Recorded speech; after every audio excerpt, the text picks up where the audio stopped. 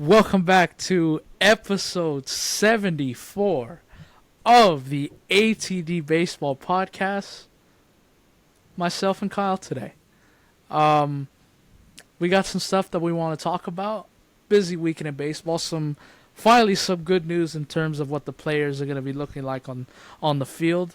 Unfortunately, you got to wait till next year, but we'll get into that. But before we get into everything, Kyle, how are you doing today?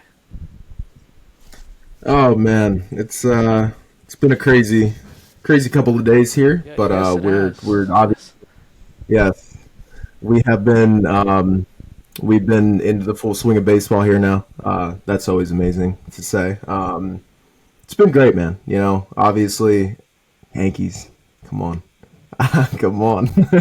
They've been doing great. So obviously, as I've stated before, my mood is based on the New York Yankees. So in that retrospect, I am doing great. How are you, Melo? I guess I could be better. I thought, I can't believe I actually thought the Lakers were going to upset the Denver Nuggets here, which they still can, but they're down 3-1. And then Kings, I was there at Lakers last week, and then I see them lose. So I'm the same way. It's playoff time. Teams dictate my mood. I'm not in a good place with the Kings and the Lakers right now. Both of my franchises are looking to blow it up and start over. But again, this is not a hockey or basketball podcast. We'll do that another day. Other than that, I'm doing well. Dodgers are playing a lot better. They lost yesterday, but I was like, I can live with it. The Blue Jays outfielders, Springer, some of those guys made some crazy catches to get a win, and Muncy was like 2 feet from hitting a grand slam in the 8th inning that would have won. But Dodgers are playing better. They took 2 out of 3 from Toronto, and then earlier in the week they swept Washington, and now they got a 3-game series tonight against the Diamondbacks, which, by the way, so stupid. Whoever came up with the scheduling, that one slipped through the cracks. How can you, with no day off, by the way, how can you have the Dodgers on the East Coast in Toronto, make them fly across the country, have to go through security, by the way, because there's a rule of travel for professionals. Obviously, everybody knows professional athletes and stuff, they get to fly private. But when you're coming from another country, you got to go through the whole crap. You got to go through customs. So it's a pain in the ass getting out of Canada, getting back here, and they got to fly all the way back from Toronto to the West Coast for a 3-game series against Arizona, which starts in about 2 hours, which, by the way, they didn't have a day off today. They're playing the 3 games. They have the day off Thursday, but got an issue with the scheduling problem there. Whoever approved of that, I've got some words for you, and I didn't like that. Everybody gets screwed with the schedule at some point, I understand, but have to be better. No, that's something I never picked up on. I never realized that the Dodgers were. I mean, obviously that's Yeah. it just slips from my mind, but I didn't realize the Dodgers had to go through customs there. Well, And yeah, and every team does that goes to Toronto, yeah, when they're coming back to the that's States. yeah. Just because they're in another That's country. that's interesting. I mean, at least put an off day in there for the Dodgers. Come on now. Yeah, I was saying, like, okay, you have an off day Thursday. I would have much rather had the off day today and then play Tuesday, Wednesday, Yeah. Thursday, because then after they come home Friday for the Braves and the Marlins. So I would have rather had the day off today, make the Thursday game at 12 or 1 o'clock, and we'll be home by like 9, 10 at night, and we get to sleep all in our beds again. No. MLB wanted to make it hard, but what are you going to do? I guess everybody gets screwed by the schedule at some point. But Yeah. topics that we got today, I didn't even know that they were going to come out with the jerseys today, but the Rays got their City Connect jerseys. I wish they would have done it when we were in Florida, because I would have wanted to see it closer up and maybe, I don't know, get a t-shirt or a hat or something. But Rays do their City Connects. Finally, MLB figures it out with the uniforms. It's amazing, and somebody said it perfectly on our Instagram when we posted the breaking news. When they posted the breaking news story that is on the Round the Diamond last night. Somebody said, "What else can I say? Bullying works." It's true. If you get enough people to get riled up and fired up about it, changes will happen, and that's what happened. And then Jackson Holiday got sent down, which kind of sucks, and some people in the media and meme accounts were taking jabs at him, which I don't know why, but. And then we'll finish with Dodgers and Yankees. I think this is going to be a thing that we're going to be doing moving forward, just kind of giving you a weekly update on our teams, because Kyle's a Yankee fan, I'm a Dodger fan. Arguably the two most toxic fan bases are Yes, in one podcast. and we both love it. Yes, and we both feed off of the negativity. So, yeah, let's not waste any time. Let's get into the. Let's do the MLB uniform first. Jeff Passan broke it last night, which seems like he breaks everything now at this point. They're going. I don't want to say they're going back to the way it was, because it didn't really seem like they were going to do that. But just some of the things that were addressed in there, they realize the changes that they're going to happen. Unfortunately, you're going to have to wait until 2025. I think everybody, once they heard that they were going to go back to the big letters and, fix the issues with the pants, it seems like everybody thought that, okay, cool, in like 2-3 weeks, everything is just going to go back to the way it was. That's not how it works. That's just unrealistic. Because remember, Fanatics, all these places, all these team stores around America, they have every jersey, t-shirt, and hat of the new design. So they would have to strip that off the thing. Now, I think a lot of fans would be perfectly fine with that if they took it off, but they just got to go through all this printing stuff again, and it's like, it's just a pain in the ass. So to me, people were so upset yesterday that they weren't going back to it immediately. They probably could, because it seems like a lot of these players had the old uniforms in their locker anyways, but it's just the whole marketing thing. So 2025, everybody, the larger letterings on the back, they're going to be back to the way it was. The mismatch with the pants, that was very obvious with some of the home and gray uniforms, they're going to address that. And this is what happens when you get enough people fired up. And even the Players Association was not happy about it in spring training. Now, did it die down? Absolutely. Because number one, I don't think anybody thought that they would actually listen to us and listen to the Players Association. And number two, there's baseball games on every night, and you're focusing more now on the product, the players performing on the field. Does it suck looking at the smaller font name in the background? Absolutely. But it just died because that's usually what happens. But I'm glad MLB and Fanatics is figuring it out. Kind of scares me, though, that what if they get it wrong again? Somebody mentioned on our Instagram section, wanted to know, are they gonna stitch them like they have, or they're just gonna print them like they did this year? Like they're going back to the regular big font with the last name on the back of the jersey, but is it gonna be printed or is it gonna be stitched on again like it is? I don't know. It didn't say that in the article, which kind of scares me a little bit if I'm being honest with you, but it needed to happen. And I'm so glad that they're going to get this right, I think. That's my 2 cents. Yeah, no, I couldn't agree more. This was definitely one of the biggest issues going into the 2024 season. Spring training is when the problem really arose, and some of these players were taking to social media and showing their displeasure. And then obviously once it hit stores and things like that, fans got involved. And when fans get involved, especially baseball fans, things can get a little iffy, to put it nicely.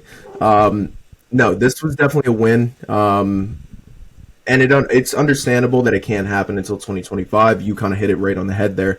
To make it for a smooth transition back into whatever kind of jerseys we're going to see, I think it needs to wait a little bit, which understandable.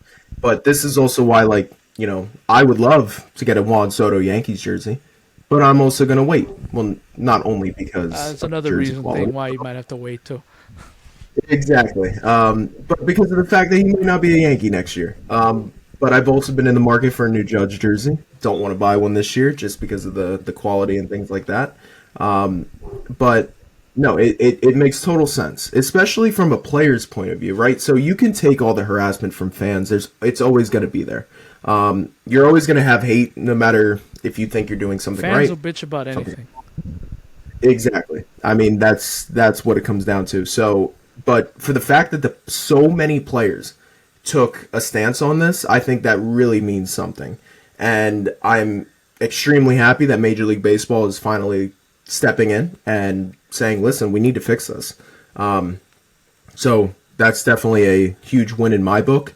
I haven't really been able to tell too much about these jerseys just because, number one, I'm a Yankee fan, and number two, the Yankees do not wear names on the back of their jerseys. Forgot So about that. I haven't really, yeah, I haven't seen the font of the last names too regularly, except for the teams that the Yankees are playing. So for me, it was like it was never shown at that kind of level. But listen, everybody's seen Carlos Rodon pitching. That dude sweats more than anybody I've ever seen in my life. And his wife has taken to social media and showing that as well. So I've seen that part, and that's definitely a problem that needs to be addressed. So I'm really happy that they are taking it upon themselves to fix this issue, because I think it's only going to better the game. It's going to better the quality and the relationship between Major League Baseball and the Players Association. And we also need to remember that there was a lockout just a few years ago, and this could have been an issue raised in the next CBA. So for the fact that they're resolving this now, that's just, and I might be thinking way too far ahead, but at the same time, this could have been an issue. So especially for that part of the uniforms, that's what I'm most happy about, is the fact that they're agreeing, both parties are agreeing on something, and it's something that might not come up in the next CBA, which, listen, I'm all for, Yeah, especially after that last lockout. yeah, and MLB has always been tone deaf when it comes to lockout and work stoppages because a lot of the stuff that they were fighting over, it's like, come on, like this is stupid. Yeah. Like you mean like I don't think the average working American wants to hear, you know, owners and players going back and forth about how much money's being made or how much money's being distributed when all these guys are making millions of dollars. So Yeah. they're already tone deaf as it is. If and I didn't even think of that until you mentioned it just right now. If this sort of carried over into that CBA, that would have just been so silly, and Yeah. it wouldn't even sound real. It's like, what do you mean uniforms is a problem? Like this should have been addressed years ago. Why are you dangling this over our heads? It's like this is something that should have been fixed. I didn't even think of that. That's a great point. And again, I wanted to get an Ohtani jersey this offseason. Kind of glad I didn't, because I noticed the last name on the back of the jersey being different. And the Dodgers have this unique thing where they have red numbers in the bottom right corner of the jersey. And I've seen at the Dodger store what that looks like. It's not stitched on.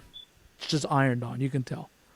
And and I hope the other thing too that they address. I haven't. Now, granted, Otani's a generational player, and every Dodger fan wanted his jersey. So when they put his jersey on the shop, it went like this. Yeah. They gotta find a way to print more of those, because I haven't seen it on the shop since like January when I was getting emails like, hey, we finally have his jersey available. Like, oh, cool, perfect. And then I went there and it was sold out. I'm like, well, what the hell? And I'm not even kidding. They haven't put anything back, or they just don't have my size. But I hope that's another thing that gets addressed. They gotta make these things more available and not so expensive either. I really hope, and again, it's probably not gonna happen because it is Nike and it's stuff. I really hope I don't have to pay $550 for an Ohtani jersey. I miss it when it was with. I'll take when it was with Majestic and the Authentics were like $350. Now, when I was a kid, I thought that was a lot, but I have money now. I want $350. $500 is too much. That's another PlayStation that I can get, or that's. I'm not gonna give my full bank statement here, but that's like almost the price of my Kings season tickets, the quarter season. Yeah. But So that's just I just hope we see the price go down a little bit in the jersey because it's way too damn expensive. No, exactly, and that's another great point here because you think about this, right? The average American isn't gonna want to spend the five. Let's just take Otani for example. Let's say a Dodger fan, average working American, if they are gonna buy an Otani jersey, they see Otani's gonna be here for years, right? They're gonna buy his jersey and expect to wear it for years because who wants to spend $500 on multiple jerseys? People don't do that. So in my case, I have about, I don't know, 15, 16 Yankee jerseys, but that's only because I'm an idiot. So at the end of the day, a lot of these fans don't want to do that. So we really need to make sure that these jerseys are being printed with quality and also with just availability, like you said, because not only for the people, let's say one of these average Americans bought an Otani jersey. Now this jersey isn't going to be used anymore. And not to mention, you had mentioned a little bit earlier that the red Dodger numbers are like basically ironed on or patched on, however they do it. That has showed in the past that it's not as durable as stitching. So these people are spending $500 on these jerseys, and let's just say 3 years down the road into Otani's contract, the numbers coming off. So that's where like quality, you kind of got to focus on that a little bit. And I really hope they do that with these next jerseys that we're going to see next year, because I still have my Derek Jeter stitched jersey that I got when I was, I don't know, I think I was like 14, 13, and the damn thing is still in great condition. So that's, these people, they don't want to continue to spend 500, 400 on these jerseys and then end up having to upgrade in the next 3 years. Like it's like we're talking about cell phones here. Like it's crazy that we're kind of like comparing these. Yeah. But no, I think that's something that needs to be focused on as well. Quality for the fans, for fan jerseys, and also for the players too. I don't want to see Carlos Rodon going out there looking like a damn sweaty pig every single night on his every fifth day. That's what it comes down to. See-through jersey. You can see what's going on underneath. It's like I don't need to see that. We saw that during spring training. Yes, we did. Yeah.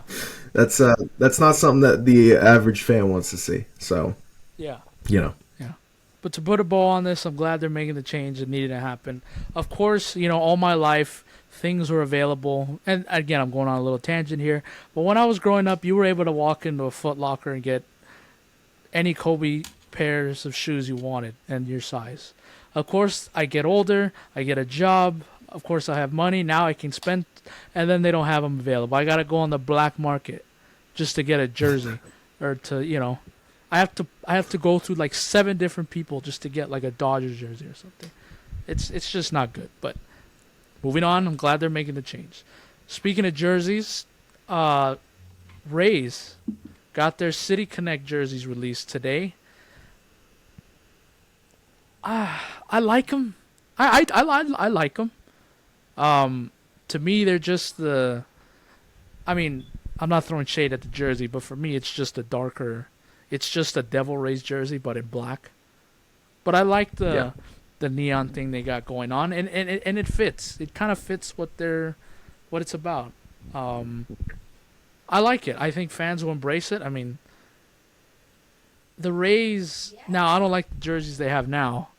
Like the regular. I like the hat, the blue hat with the Devil Ray on it. That's cool. And I like when they were the Devil Rays, but I like that it seems like they're paying homage to Tampa Bay and to their time as the Devil Rays when they were. So I like the jerseys. Yeah. Obviously I want to, as we're talking about them, I want to see this in front of my face here. So I'm looking at the pictures that were released today. This reminds me of something that I would wear in 7th grade when neon was a thing. I'm sure you remember that time. Oh, yeah.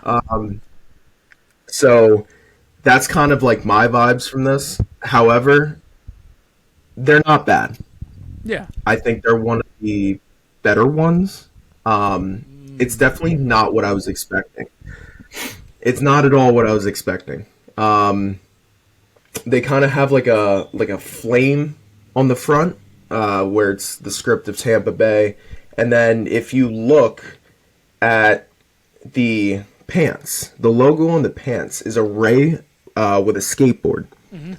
So this reminds me a lot of like just maybe like a travel ball team Yeah.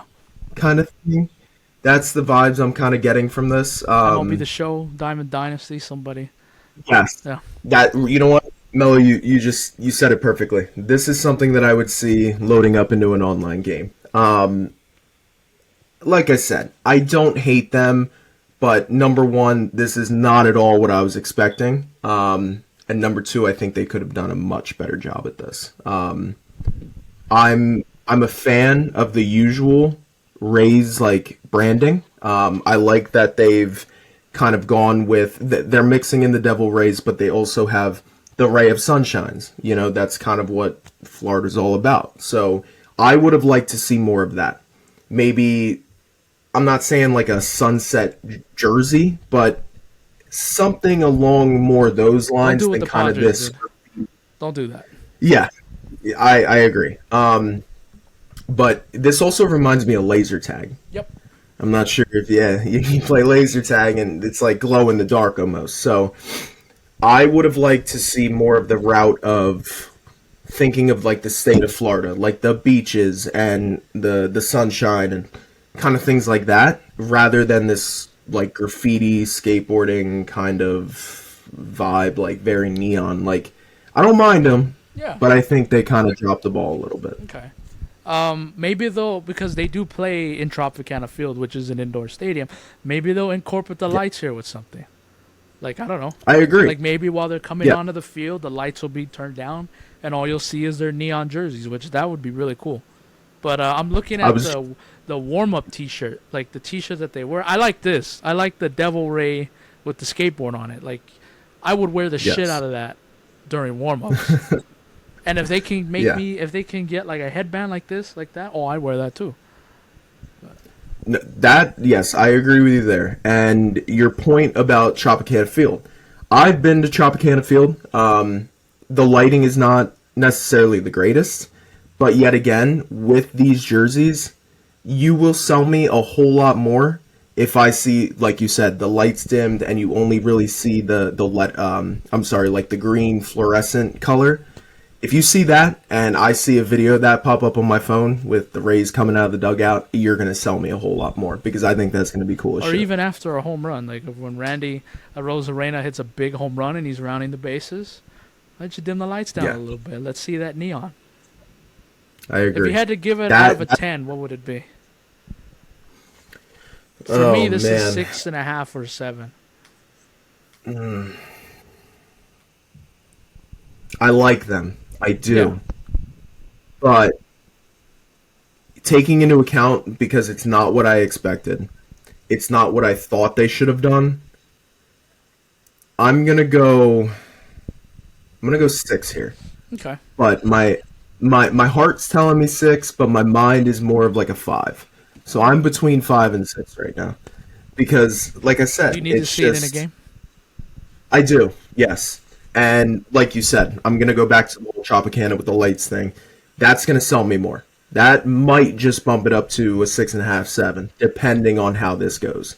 I do need to see it in action, but I think Randy pimping a home run in these jerseys with those lights dimmed, I think that's going to sell me a whole lot more. So that's where I'm at on these jerseys. Okay, I think that's fair. That's fair. Moving along, Jackson Holiday got sent down. I think that came out Friday. I didn't know. It was I'm gonna be honest with you. I didn't know that it was getting to a point like, okay, like he needs to get sent down again. I thought it was, hey, you know what? As soon as he gets called up, he's gonna figure it out. But it's not the case. He had a 0.59 average, which that's not good. But and he had 1 RBI and he only had 2 hits. And see, this is hard because I want him to. I like Jackson, well, because I like his dad so much, but I like Matt Mhm. Holliday, and I want his kid to succeed too. But I mean, it does get to a point where it's like, okay, like I understand that you were one of the top prospects, you were one of the top picks in the draft, which was crazy. I was there 2 years ago when he got drafted. Um, um, yeah, like sometimes you want to give him the benefit of the doubt. Like, okay, like major leagues is not easy. You know, we know you were a top pick in the draft. We know you can figure it out. But then when it gets like this, it's like, okay, like I'm sorry, but we gotta send you down again, which would discourage me because he was raking in minor league. I think he was hitting like over 350 down there. So Yeah, I'm he very was. anxious to see what happens now and how quickly is he going to get called back up. Yes. This kid is 20 years old. We need to remember I'm a that year this older kid than is him. not exactly. Yeah. When we sit here and look at Jackson Holiday, this kid has succeeded at every single level of baseball that he has played at. Got to the majors I'm fast, not by the gonna. way. Yes, he did, and that's something that people need to remember. I think it's a little. I like things aren't favored in his way because he's so hyped up. We've been hearing nonstop about this kid. And for the fact that he comes to the majors, doesn't even bat 100, and only has 2 hits, like, this is where I think there's too much expectations for him, I guess is the way you can put it. I think, don't, and by the way, for anybody saying that this kid is a bust, please stop. This kid is going to be a star in the league. I Absolutely. really do. This kid is going to be star in the league, if not a superstar. I can see this kid having a Hall of Fame career if things work out in his favor. There's no doubt that he has the talent for it. And for the fact that he got called up so quick and seen major league pitching like that, you can't expect, like, everybody goes through growing pains. It's the way baseball goes. It's one of the, I mean, and I might get a lot of hate for this. I think it's the hardest sport. Listen, when you're up to bat and you have a split second, not even a split second, to decide whether or not you're going to swing at a ball, and this kid's mind isn't even fully developed yet. He's 20 years old. Give him some slack. I can't Listen, even he's drink going to it. be okay. That's what I'm saying. He's going to go down in the minors. He's probably going to go crazy again. And guess what? Next time he gets called up, things might be a whole lot different.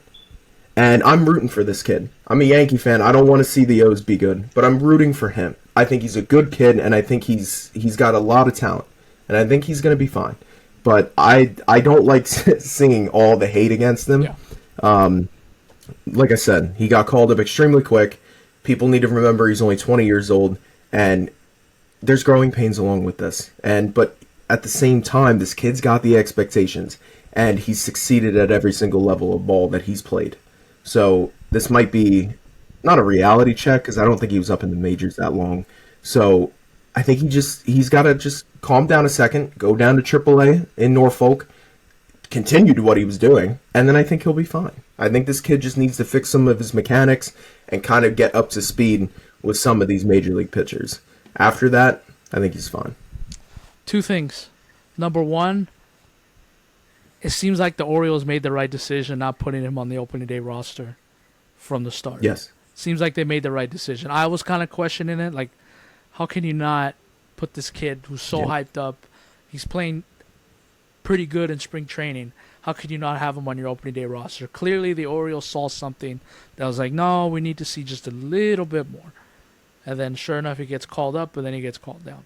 Second, this is where I think it can hurt him a little bit, and I'm not saying that he's going to get in his own head and he's going to start panicking, but so far, almost every Orioles prospect that has got called up has worked out perfectly. Adley Rutschman, Grayson Rodriguez, Gunnar Henderson, guys like that. They've plugged in on this team and they've made a huge impact right away. Jackson Holiday came up, did not make a huge impact right away. Again, I'm not saying because you're gonna get a whole bunch of haters, which is already there. Like, oh, could Jackson Holiday be the first of the Orioles? This kind of prospect galore that they're going through right now. He's the one that didn't pan out. He's the one that's not panning out. So, again, I'm not worried about it. I think, like you said, I think he's going to be just fine. He's going to continue to do his thing in the minors, but it's definitely something to keep your eye on because they've hit on almost every Orioles prospect that has been called up recently. And I think you'll start to hear a little bit more noise if he gets called up a second time and he continues to not perform and not play good. But again, like you mentioned, he's only 20 years old. Guy can't even drink yet. He can't, like you said, he brain's not even fully developed yet. And he'll be fine. He'll figure it out. I'm not concerned about it right now. But for all you people who had him as Rookie of the Year in the American League, I would be. I can see why you could be sweating it a little bit. But anyway. Yeah. Lastly, we're gonna touch on our two teams. Dodgers. You kind of heard it a little bit from me, but I'll go into more detail. Kyle, why don't you go on a Yankees tangent here? What is going on with the New York Yankees right now? Well, I'll tell you what's going on. As of last night, we were tied for the best record in baseball with the Philadelphia Phillies. I'm sorry, most wins in baseball. I'm not entirely sure if it's the best record. I don't want to be on record saying that. So, most wins in baseball. They went to Milwaukee, had a shaky first game, and then the last two games, they outscored the Brewers 30-8 was the outscoring. This team is kind of clicking the way that Yankee fans have been hoping for. Juan Soto continues to do what he does. He's fine. Judge, finally, for all the people who were saying, Judge needs... I saw at one point Judge needed to be sent down to the minors, and I... That's insane. That's the Yankee... That's insane. Yes, that's what I'm saying. The captain of the New York Yankees getting sent down to AAA with Scranton. Come on now. That's not going to happen. We all said, give it time. Judge has never started off a season hot, like, ever. And for the fact that people are saying to send him down, that's crazy to me. But he finally's in his groove. I believe he hit 2 home runs in those 2 last games. And another one that I need to give props to, the best Yankee hitter this week, by far, Anthony Rizzo. He looks like prime Anthony Rizzo right now, and it's a beautiful thing to see. He was definitely a wild card for the Yankees coming into this season because we didn't know where he was going to be after that concussion with Tatis, that whole run-in last season. So I don't really have too much else. This lineup is kind of clicking. Alex Verdugo. Oh, man. Giving me more reasons to love. I love it. Absolutely love the energy that he has brought. Marcus Stroman, I mean, all of our additions this offseason have been, they obviously haven't all panned out, and they obviously are a little shaky still. Stroman has been struggling a little bit, but I think the biggest thing that this team was lacking was a identity and chemistry, and they finally have it this season. They are having fun in that dugout. It is a beautiful sight to see, and one last guy I want to touch on here is Anthony Volpe. A lot of people were questioning whether or not how his sophomore season was going to go. The kid's raking. He's playing that Gold Glove defense at short, and his bat is finally taking that next step. His stride to the plate, his batting stance, just everything looks more major league than it ever has. So that's a really cool thing to see. That his swing changed a little bit from last year. I saw the splits. I'm like, oh, okay. Huh. Yeah. He has a more straight down swing, and he's really seeing that ball better. He's working counts, and this team is walking at a crazy rate right now, which is something that the Yankees have not done in the last few seasons. It has been strikeout or home run. That is the way these teams have been built on, and finally seeing a change in that, it's a beautiful sight to see. And this pitching rotation still worries me. Rodon looks good, though. I will say that. Rodon looks very good this season. Stroman, he's been solid. Recently ran into a little bit of trouble Trying to think. Nestor, he's up and down. Luis Gill looks like a stud. Clark Schmidt, who is currently pitching for the Yankees in tonight's game against Baltimore, he can get through 5 innings, and then once he goes in deeper, that's when he runs into trouble. So if you figure out that 6th and 7th inning, Clark Schmidt's a solid arm in that rotation. And they're holding down the fort, which is exactly what we've been asking for. And they've been doing their job. Garrett Cole comes back. Don't know when. There's no timetable on it, but he's throwing. So that's a positive sign. Bullpen's holding it down. Aaron Boone, for the most part, been making some good decisions. I like to see that. Day when he got thrown out and he didn't even say anything. That was fun. I was at work when that happened, and I looked at my phone. I think 2 at bats into the game, he got thrown out. Didn't even say anything. Kind of crazy. It was funny though. That was hilarious. But no, I'm feeling great as a Yankee fan right now. Could change by the end of by next podcast, but that's kind of how it goes. As of now, I'm feeling good. Just keep winning. Keep going. Take care of business against Baltimore in these 4 games. And there you go. With my Dodgers, listen, they had a abysmal homestand when I was working. I think that was the most miserable I've been for the 3 years that I've worked there, aside in postseason games, because those are different. But just during the regular season, it was getting to a point where, this is not fun. They out of the 9 games, they only won 2. And even those were ugly wins. But since they left on the road, they swept the Nationals, and they took 2 out of 3 from Toronto. And their biggest problem, this high contained offense was not scoring. You weren't getting any contributions from the bottom of the order. And then you go on the road, you score 4 runs, 11, 2, 12, 4, and 1. So it's still kind of there, the inconsistency, but they're also putting up big numbers too. And Shohei Ohtani. Oh, I loved when he hit a home run on Friday. After he was getting booed That was great from the Toronto crowd, 2 pitches later hits a home run, and everything is good. Now I want him to do that one more time, and it's against Anaheim in September. But for right now, we're 1 for 1, and I'm happy with that. They got 3 games left on this road trip in Arizona. You heard me bitching about the scheduling earlier. And then they come home on Friday for the Atlanta Braves. I'm like, oh, shit. At least we're getting them now in May. So it's like, okay, I don't need this in... Because last season they came to L.A. end of August, early of September. And I think they lost 2 out of 3. And it was like, ooh, okay, there was clearly a class in the National League, and the Braves were here and the Dodgers were the tier below. But excited to see that. I want to see how both of these teams match up, because this is supposed to be an NLCS preview. It should be. But again, you get in the postseason, weird shit happens.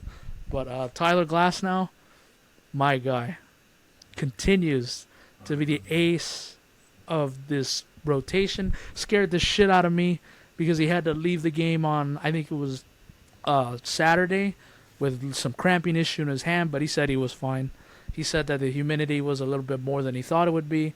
So again, you know the history with Tyler Glasnow. When I saw him kind of shaking his hand a little bit, I'm like, oh no, don't do this again, please. But it seemed Dave Roberts, nobody said that they're all too concerned, so I think he'll be okay. Yamamoto, I'm going to keep saying this, he's figuring it out. Is he the Cy Young like I want him to be? No. Is he the Rookie of the Year favorite right now? I don't think so. But he's making adjustments. Teams are towing off of that fastball, but he's using his breaking stuff. He's using his curveball. He's using his changeup, his splitter, and he's getting guys out that way. So just continue what they're doing. They went through that little rough stretch at home, and if they would have just played 500, they'd be like a 23-win team right now. But they're still 18-12, so they're fine. Take care of business against Arizona like you should, because they have not started the season off well. And get back home to Dodger Stadium and continue to play good baseball at home, and I think they will. So I think everything's okay in Dodgerland right now. Is it perfect? No, but it could be a lot worse.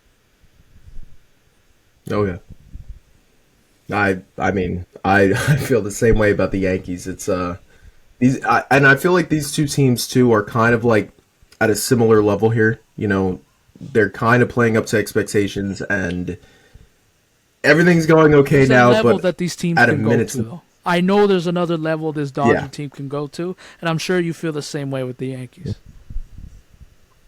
yeah, no, for sure. And that's all I have on my Yankees. Next week, I really hope it's not too different. Yeah, Please same don't here. I don't want them disappoint to me. come back home and then they lose like 4 out of 6. They lose 2 out of 3 to Atlanta and they lose 2 out of 3 to Miami. I'm like, oh shit, are we not gonna play well at home this year? Like that's always been one of our strengths. Like the Dodgers have a great home record during the regular season. Now they play good on the road too, but they play better at home. I mentioned this in a video I put out last week. Mookie Betts and Shohei Ohtani, they're gonna fight for that NL MVP all season long. I saw the first power rankings. I think they had Betts 1 and Ohtani 2. They're going to be flipping back and forth all Yeah, season long. I really believe that. Can we yeah, have co-MVPs this year? Can we just give it to both of them? Can we do that? Oh, I would love that. But I know they have to give it to one, and then right now, I'm leading Betts, but Ohtani's coming around. He's starting yeah, to, that power's coming back, and he's still hitting for average. But the first 3 weeks, it was Betts by a clear mile.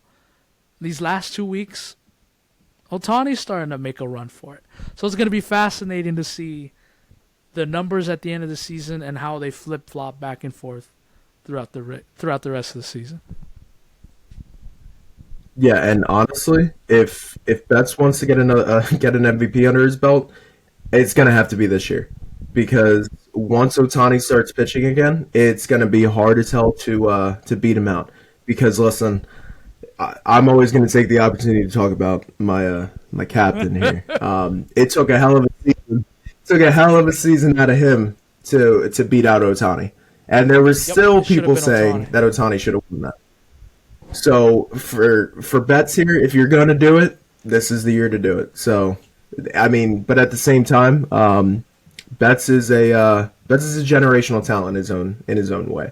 It's always fun to watch him play baseball. And to be honest with you, he's my pick for MVP this year. That's who I picked in preseason, and that's who I'm going to stick with. I'm going to rock with him for the rest of the season. Same here. I'm going to stay with Betts. You mentioned that this is the year he has to do it. And I think he's going to continue this pace. Yeah, Um, I think that's everything. If you don't have anything else, I think we're done here for the week. I believe so. All right. Well, that was episode 74. We'll be back again on Monday, and just keep looking out for stuff on our Instagram. Going to continue to pump out the content and Yep. stuff. And thank you guys for all the support, and we'll see you next week. Adios.